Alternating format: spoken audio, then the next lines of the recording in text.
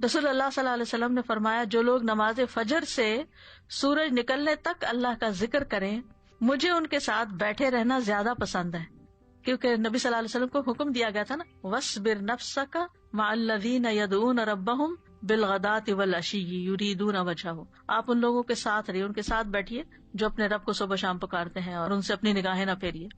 تو آپ نے فرمایا مجھے ان کے ساتھ بیٹھے رہنا زیادہ پسند ہے بنسبت اس کے کہ میں اولاد اسماعیل سے 4 غلام آزاد کروں۔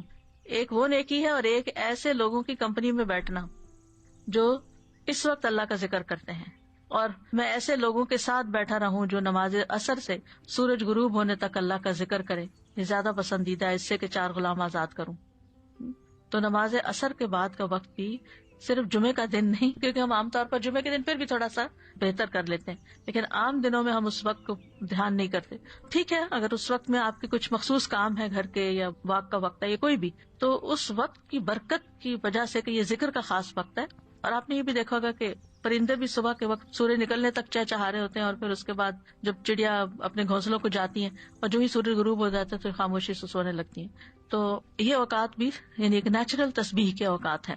اور ابھی آگے بھی وہ ذکر آئے گا، تسبیح آئے گی جو آپ نے حضرت جویریہ رضی اللہ تعالیٰ عنہا کو سکھائی تھی، وہ بھی انہی اوقات میں پڑھنے کی تسبیح ہے۔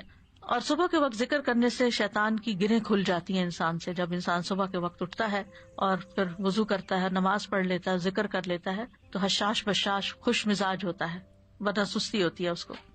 پھر اسی طرح یہ ہے، رسول اللہ صلی اللہ علیہ وسلم نے فرمایا بنی آدم کے ہر انسان کو 360 جوڑوں پر پیدا کیا گیا ہے، اس کے جسم میں 360 جوڑ لگے ہوئے ہیں۔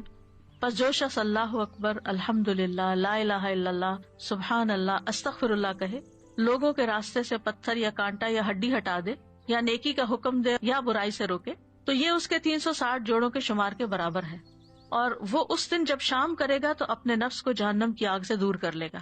یعنی جو اپنے جوڑوں کا صدقہ روزانہ نکال لیتا ہے، اور یہاں مالی صدقے کے بارے میں بات نہیں ہو رہی، یہاں اذکار کی بات ہو رہی ہے خاص طور پر، یا کچھ کام ہے جس سے دوسروں کی تکلیف ہٹانا مقصود ہے، تو انسان اپنے آپ کو جہنم کی آگ سے آزاد کر لیتا ہے۔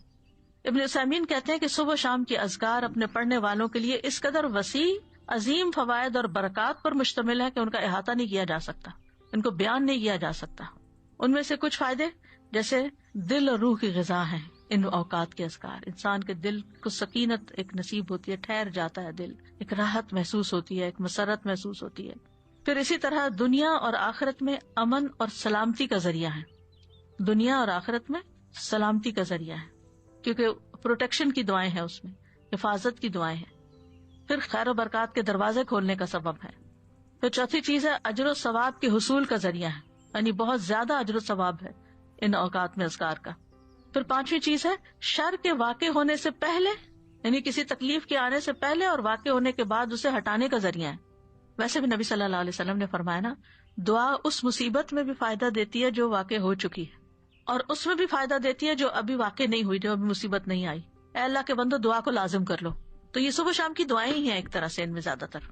پھر ان اذکار میں انسان اللہ کی نعمتوں اور مہربانیوں کا اعتراف کرتا ہے، یعنی صبح شام کے اذکار جو ہے یہ اللہ کی پے در پے نعمتوں کا اعتراف ہے۔ جیسے سید الاستغفار میں کہتا ہے نا، ابو لک بنعمتک علیہ، کہ اللہ جو تیری نعمتیں مجھ پر ہیں میں ان کا اقرار کرتا ہوں، اکنالج کرتا ہوں۔ اللہ تعالیٰ کی مہربانیوں اور اس کے احسان پر اس کا شکر ادا کرنا ہے۔ پھر ساتویں چیز یہ ہے کہ رب کے سامنے فقر اور عاجزی کا اظہار ہے کہ میں تو اس سے بے نیاز نہیں ہوں، تیری ہی پروٹیکشن چاہتا ہوں، تیری طرف رجوع کرتا ہوں۔ پھر آٹھویں چیز یہ ہے کہ بندے کی اصلاح کے اسباب میں سے ہے، اور خاص طور پر دل کی اصلاح۔ اور دل کی اصلاح ہو نہیں سکتی جب تک دل میں اللہ کی محبت یا اللہ کے لیے محبت اور اللہ کی تعظیم اور اللہ کی بڑائی اور اللہ تعالیٰ کے پاورفل ہونے اور اس کے سارے جو اسماء و صفات ہیں ان پر یقین نہ ہو، اس وقت تک اللہ کی بڑائی دل میں نہیں آتی۔ ابن باز کہتے ہیں کہ جو شخص صبح شام کے اذکار پر حفاظت کرے، سچائی، ایمان اور اللہ پر بھروسہ اور اعتماد کرتے ہوئے یہ اذکار کرے، اور یہ دعائیں جن معنی پر دلالت کرتی ہوں ان کے لیے انسان کا سینہ کھلا ہوا ہو، تو یہ اسے جادو اور دیگر مصیبتوں کے واقع ہونے سے پہلے ان کے شر سے بچانے کا سب سے بڑا سبب ہے، اور تکلیف واقع ہو جائے تو ان کو ہٹانے کا بھی سب سے بڑا سبب ہے، یعنی ان کو چھوڑنا نہیں چاہیے۔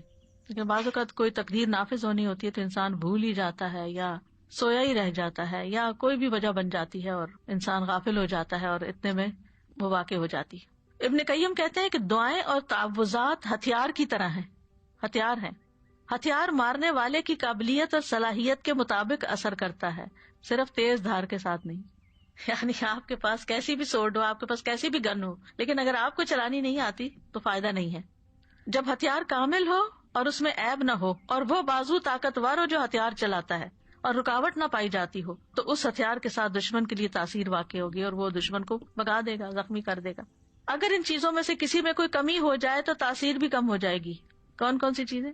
ہتھیار بھی اچھا، عیب بھی نہ ہو، اور چلانا بھی صحیح آتا ہو.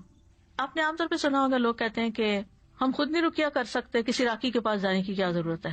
ہم بھی کر سکتے ہیں، وہی ضرور کرو، کسی نے منع تو نہیں کیا. لیکن بعض اوقات جو راکی ہوتے ہیں نا، ان کا جو یقین ہوتا ہے، ان کا جو انداز ہوتا ہے، ان کی جو آواز ہوتی ہے، اس کا اثر ہی کچھ اور ہوتا ہے. چلے رقیے کو آپ چھوڑیں، عام جو زبان میں بات کرتے ہیں، مثلا ایک شخص کہتا ہے ادھر آؤ، وہ بچے کو کہتے ہیں ادھر آؤ، وہ سنتا ہی نہیں، تو کہتا ہے ادھر آؤ، تو وہ ڈر کے مارے آ جاتا ہے. کہنے والے کے کہنے میں بڑا فرق بھی ہوتا ہے اور اس کا اثر بھی فرق ہوتا ہے. کچھ لوگوں کی بات لوگ آسانی سے مان جاتے ہیں اور کچھ کی تو بالکل نہیں مانتے. ہم سب جانتے ہیں، گھر میں بھی عام طور پہ دیکھا گیا کہ ماں کی بات کا اثر اور ہوتا ہے، باپ کی بات کا کچھ اور ہوتا ہے، کبھی وائس ورثا بھی ہوتا ہے. لیکن یہ ہے کہ فرق ہے ایک بندے کے ذکر کرنے اور پڑھنے اور جن بھوت کو بگانے اور دوسرے بندے کے بگانے میں. جو خود ہی جن بھوتوں سے ڈرتا ہو وہ بگائے گا کہاں سے؟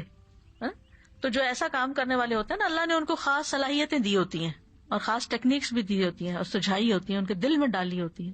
بعض اوقات وہ کسی کو نقل نہیں کر رہے ہوتے، وہ جو ان کے دل میں آتا ہے اس کے مطابق وہ بیان کرتے جاتے، پڑھتے جاتے ہیں مریض کے حسب حال، کیونکہ ہر مریض فرق ہوتا ہے، ان کا ایکسپیرینس بھی فرق ہوتا ہے کہ کیا چیز فائدہ دیتی کیا نہیں دیتی. جب تک آپ کے ہتھیار صحیح نہ ہو نا، یعنی کہ آپ کے پاس اسکلز نہ ہو، اور آپ کو دل مضبوط نہ ہو، بہادری نہ ہو. استاذہ جی جیسے نا بچے آج کل نئی ٹیکنیک سے کوئی بھی ہو تو کہیں گے آپ کو تو یوز کرنا نہیں آتا، آپ کو متاثر کرتے ہیں نا آپ کو، یعنی کہ امپریس کرتے ہیں، اور پھر جب آپ کو وہ چیز یوز کرنے آ جاتی تو آپ خود حاوی ہو جاتے. اور اسی طرح ہی جب آپ کو پتا ہوتا ہے کہ آپ نے ہتھیار کیسے یوز کرنا ہے تو پھر آپ کی پاورز اور قسم کی ہوتی ہیں، اور یہی وہ طاقت اور وہ پاور ہے جس سے آپ نا شیطان کو بھگا سکتے ہیں. اور میں کہتی ہوں نا حضرت عمر رضی اللہ عنہ سے کیوں شیطان ڈرتا تھا، ان کے اندر وہ پاورز تھیں. بالکل سبحان اللہ. کبھی کبھی ایسا ہوتا ہے نا کہ آپ بالکل گھر میں